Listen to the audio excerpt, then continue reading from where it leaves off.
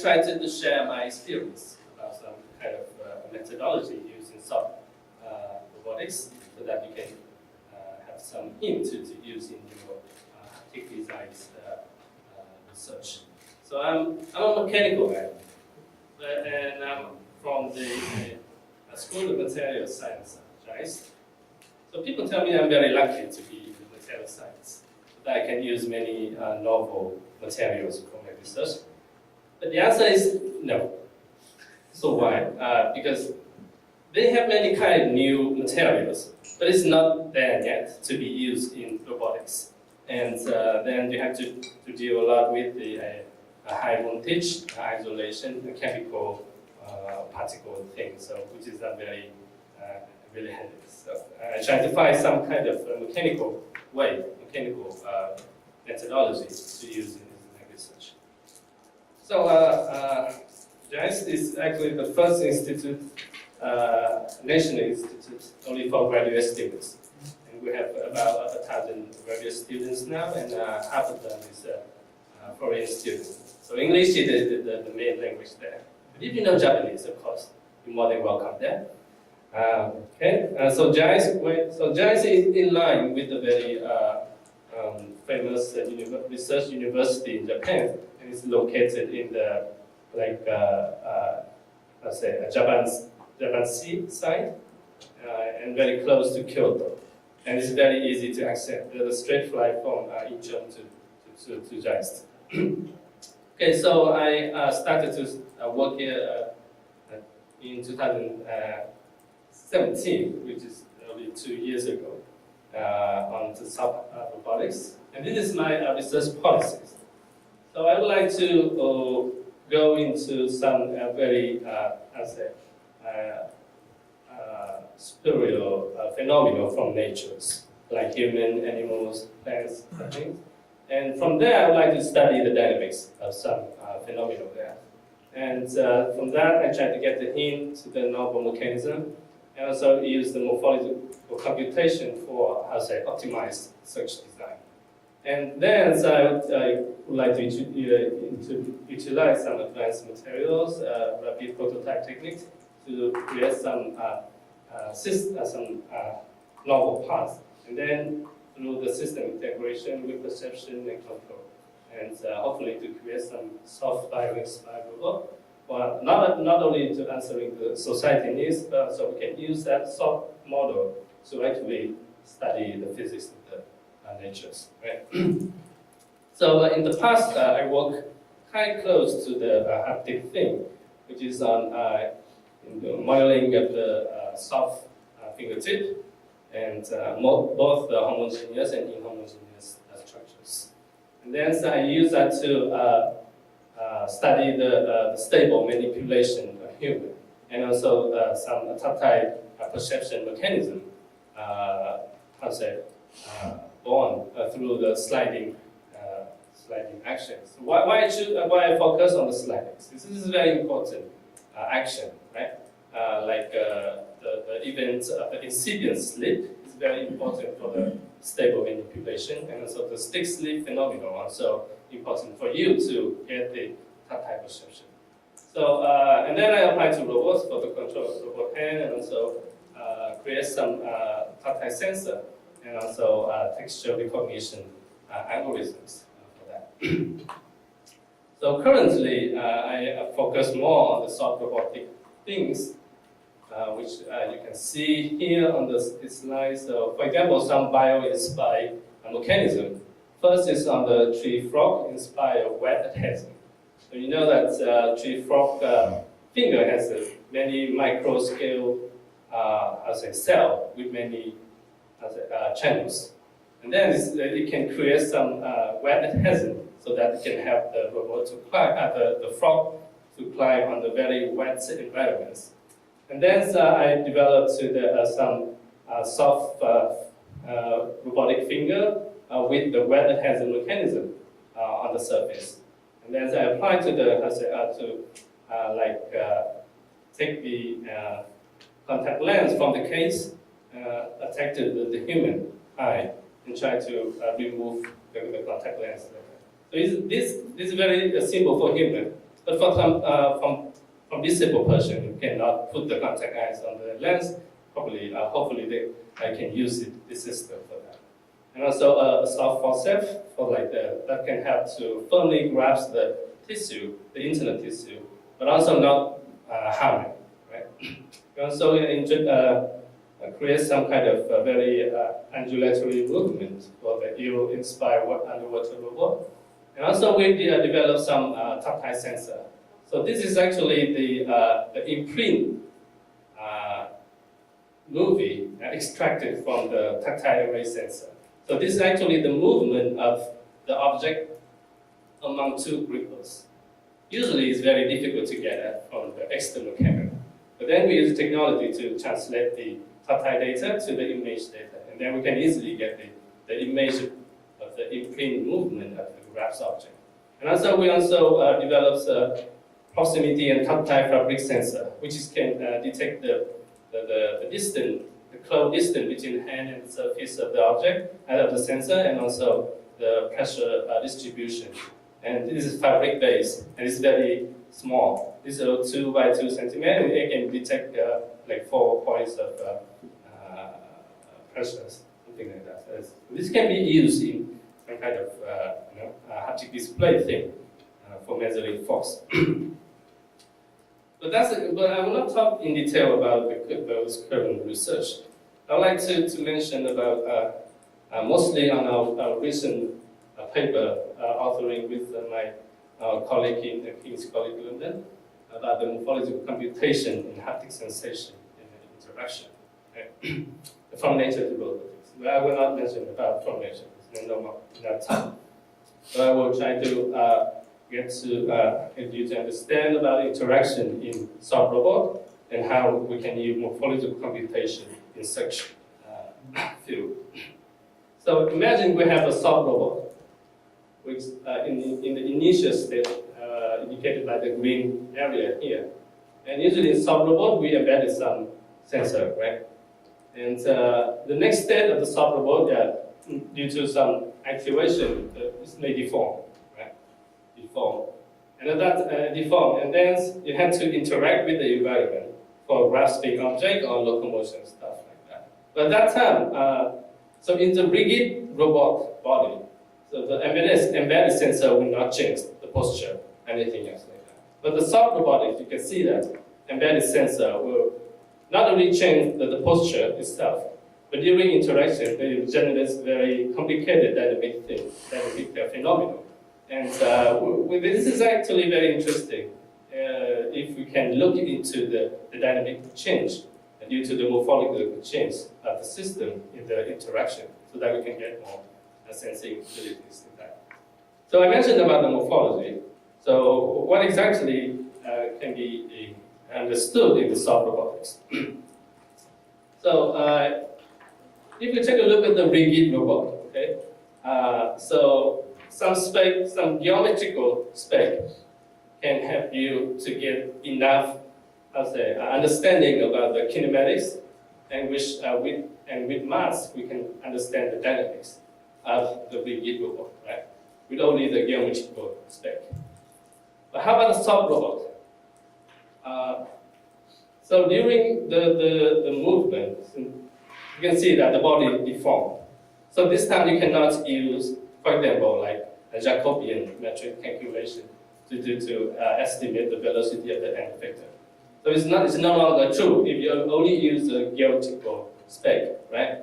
So that's how you have to really care about the mechanical spec of the system, like what kind of material you use in that, and also how it deform. And further than that, we can take a look about the embodiment and also the continuum of the system. So what I want to say here is like when you so for soft robot or a soft body thing, so not only about the shape, you have to really care about the internal mechanical space of the system.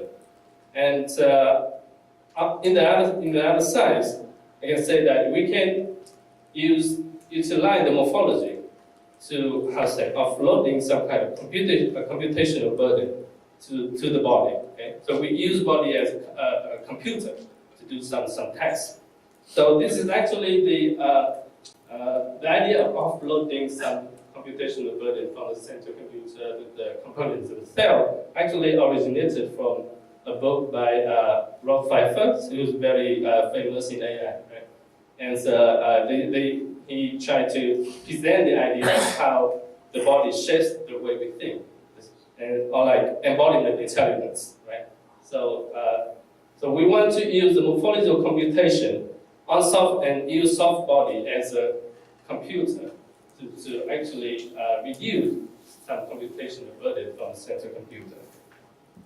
So this is the ideas of morphological computation for a haptic system, right? Like if we, for example, if the robot interact with the environment through the haptic sensor, actuators, and structures, and then the computer control needs to first do the filtering application of the haptic from the sensor, right? And also maybe do some obstacle avoidance of the structure when interact with the environment. On the other side, in the haptic display, the computer control needs to compare the control the texture and softness, something like that, to control this one. But so but if we use some kind of morphological computation at that time, we use the soft body as a filtering also, and also the obstacle avoidance. On the other hand, so the soft body itself can generate the textures and also the softness without much care about the computer, about the burden of the computer control. So this is the idea, ideal scenario of the offloading some computational burden into the body, right? So that time we don't need to calculate that much because the soft body already do it. So that's the ideal thing. But of course, it's not easy to implement on those things like that. But I will give you some kind of example to see how the soft body can contribute to offloading the computational burden.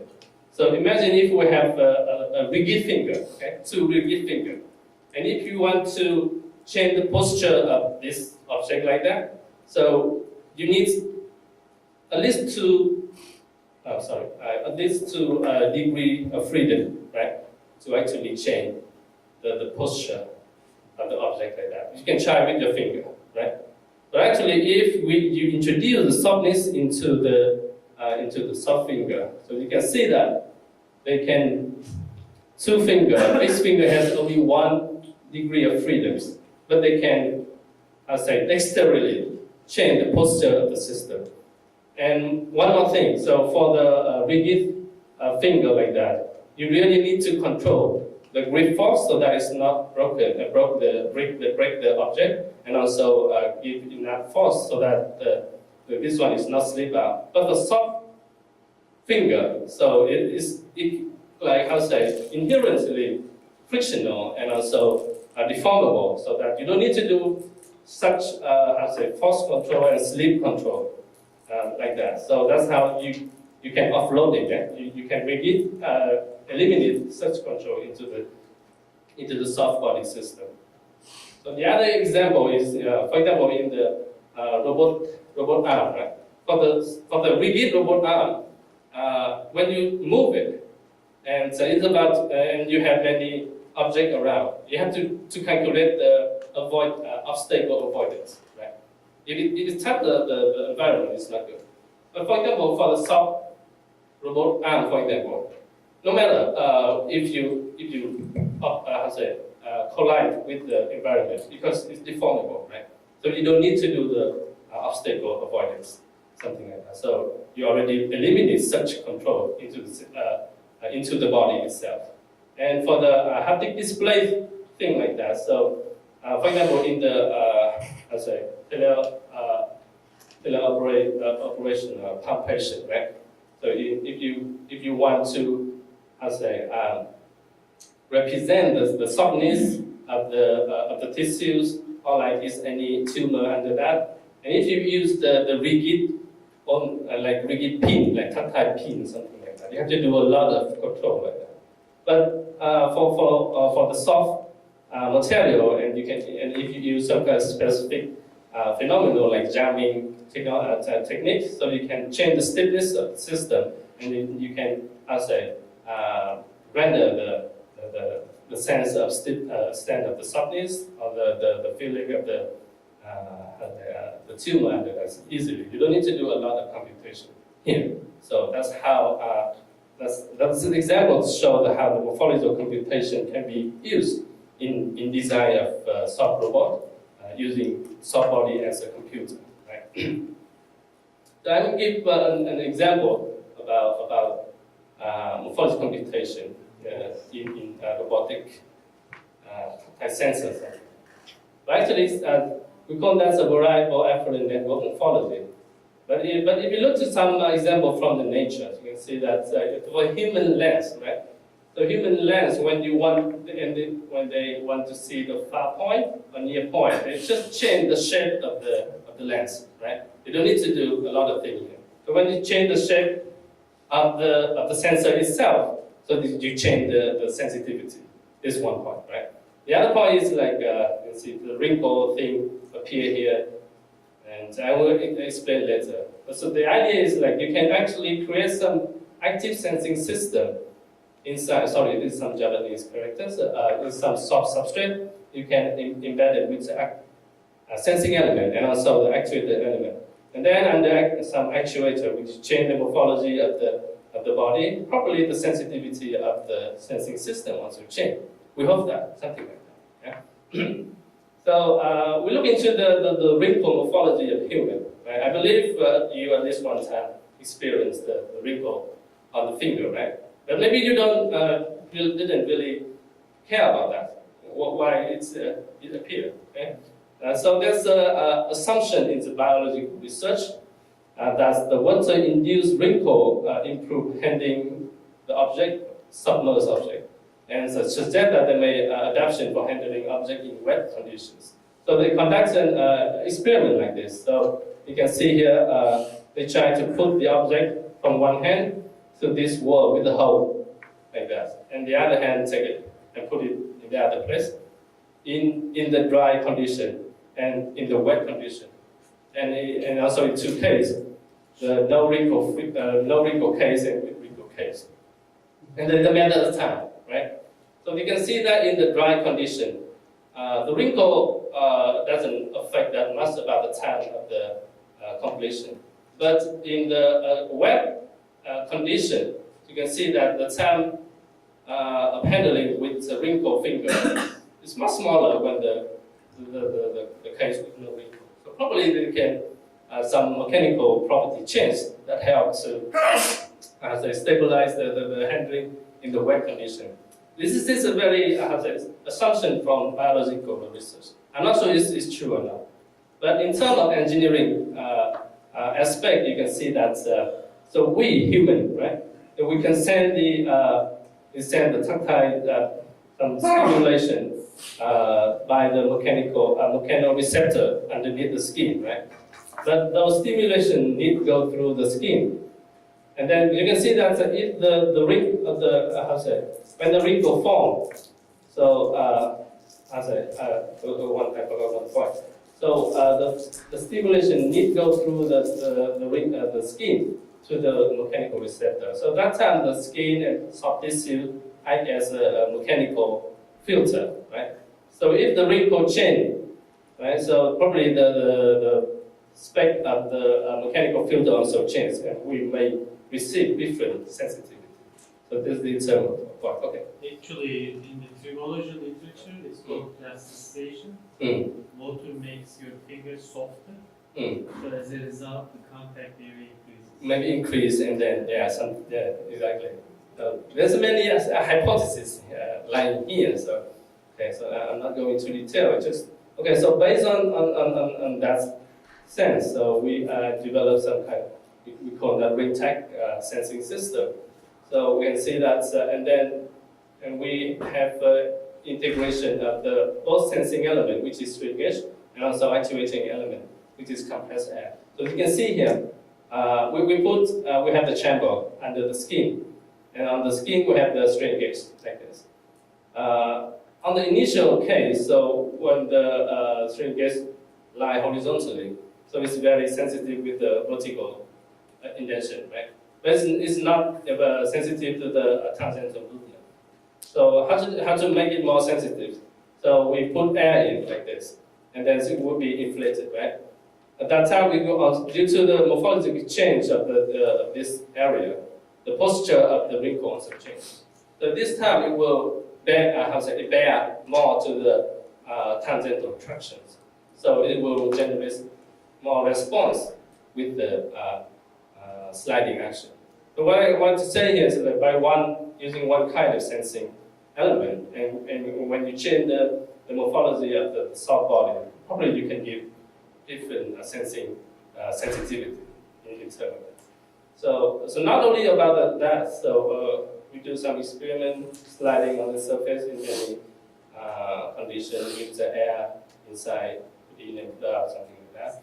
And then we also actually build an analytical model to calculate the morphological change of the wrinkle over the surface like that. And you can see that when you change, this is the sensor's posture also changes. But the shape change, and especially the stiffness of the skin also changes as well. So when you change the morphology of the wrinkle, not only the shape, but also the stiffness, so to property change, right? So that's what we needed. And also, we also do investigate the tribological change when you form the wrinkle on that. And you can see that with the you see here with the small shape of the wrinkle. So the friction force kind of small. And when you increase, the friction also changes as well. But it's not changed forever, right? It's going into saturation.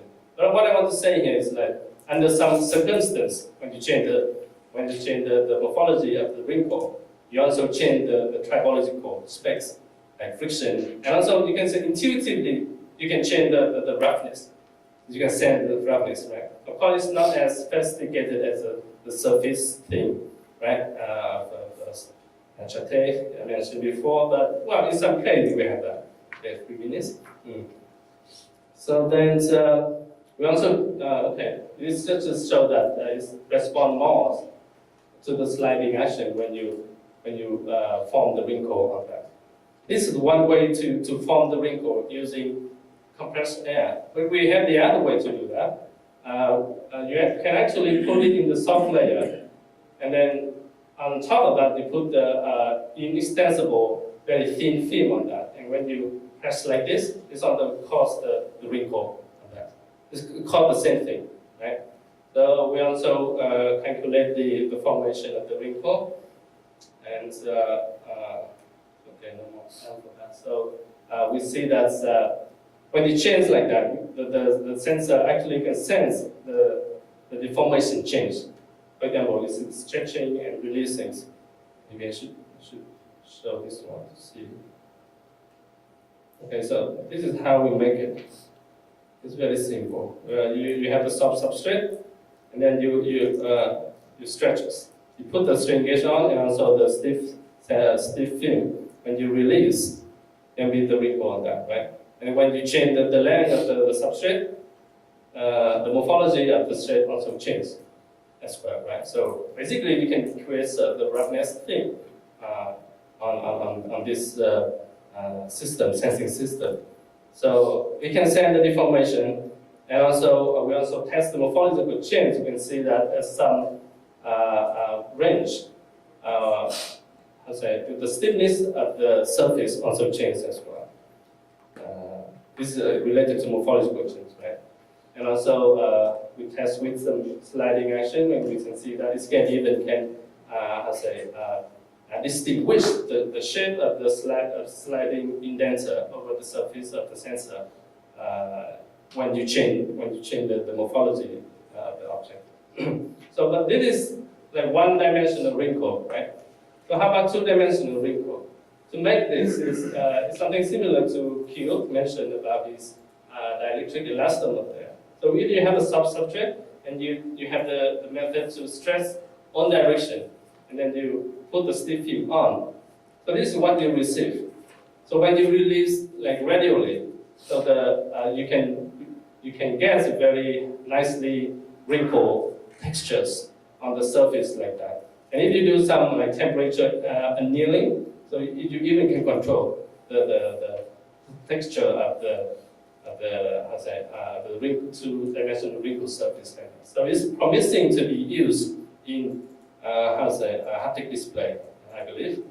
but I haven't evaluated that. There's some technical problem here, so I hope we can solve soon in the near future.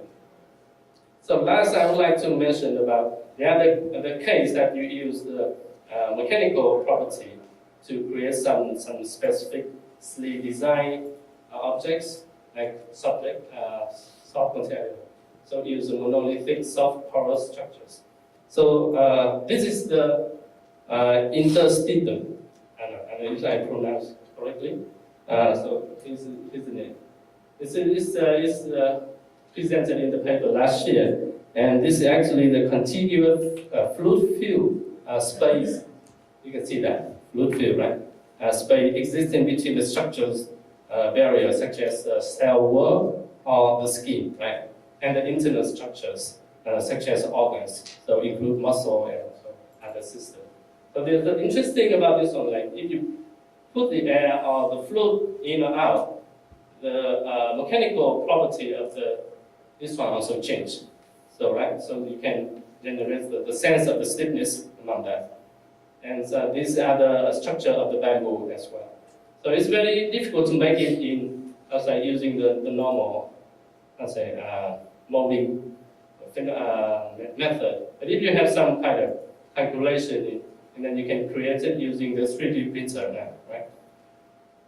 And if you, even more than that, if you can introduce some kind of origami structures like this, so when you put the air inside, they actually pop up, pop down, and also change tangentially like that. So this is how it's very interesting. That you can change the stiffness, and also you can change the shape of these porous structures, and you can do that in the haptic device. This is one example that we are trying to do now. You can see the array of the tactile display structures here. Right? So each structure here is actually made by the previously mentioned porous system. Right? And when you put the depend on your design, you can when you pump the air or fluid in, you can change the stiffness of this one, or even you can make it pop up and pop down. Right? So you can create some haptic display like that. And more than that, if you put some, for example, for each cylindrical thing here, if you put the up and down electrode on that, and you measure the capacitance, so you can also change the sensing. So not only about tactile displays, but also tactile sensing, both in one structures. Right? So currently, we try to make something like that. Did you ever see this animation? Babies? Yeah, this one. It's very interesting. It's very lovable, soft, and inflexible robot. So we try to make similar thing. So we want to make the entirely soft robot, but also entirely tactile perception robot. So what is the complications here? Because if you put many like strain gauge or like sensing element on the soft skin, it will reduce the mechanical property of the skin, right? Also, it's not durable. So we have a technology that you don't need to put anything on the soft skin, but still you can have the entire tactile perception of the system. And we already made with one arm with the entirely soft and entirely tactile perception system. Unfortunately, so we will find a pattern next week. So right now I cannot show it because you videotape it. So okay. So but if anyone are interested, please come and I will show the technology for making such a robot. So for conclusion, I would say robotics, material science, and fabrication, it should be integrated like that. So we cannot put it out like haptics. You cannot take out physical psychology or something, right? So a soft robotics is like this. You need the integration of both robotics, material science, and fabrication tech to realize some good design, human-oriented tech, something like that. And I would like to show some challenges in soft robots. Right now, this includes simulating soft robots, autonomous morphing, control of soft motion, and also some distributed intelligence. This is some vision, but I don't have time, so you can take a look here. So other challenges in the material science is we have many novel systems, but it's not ready yet for use in robotics. For example, like shape memory alloy. Well, this can change the shape, but it's very difficult to have the reversible thing, right? And also like PCT, we have to apply a lot of voltage to get enough stroke. And also, what if and some self-healing material also needed in soft robotic thing. So I hope some of my colleagues in JAIST can show such system, right? So I can use that. And the other challenge is the fabrication. So by using mold, right? So you can make a very durable, soft structures. But you cannot make very complicated things like the porous structure that I mentioned. And also make some functional soft body, right? So the solution came from the 3D printing, but not about the normal filament. Probably we can introduce some functional methods into the filament, so that we can have a conductive, shape memory, a self-healing filament, and then we can just print, do some soft functional printing. Okay? So, okay, so I would like to introduce about a workshop in ICRA 2019 about the modeling design and application in haptic interaction. This is actually associated with a special issue we already made in the IEEE robotic and automation letters on soft haptics. So this is a very interesting, what should be very interesting workshop, and I call for your participants. So the take-home message. This is very challenging to build a completely soft robot because we have many technical limits. With robots, still have to carry the circuits and the battery.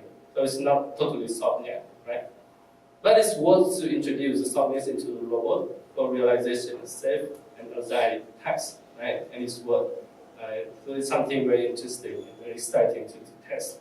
So with that, I would like to finish the talk, and thanks for your attention.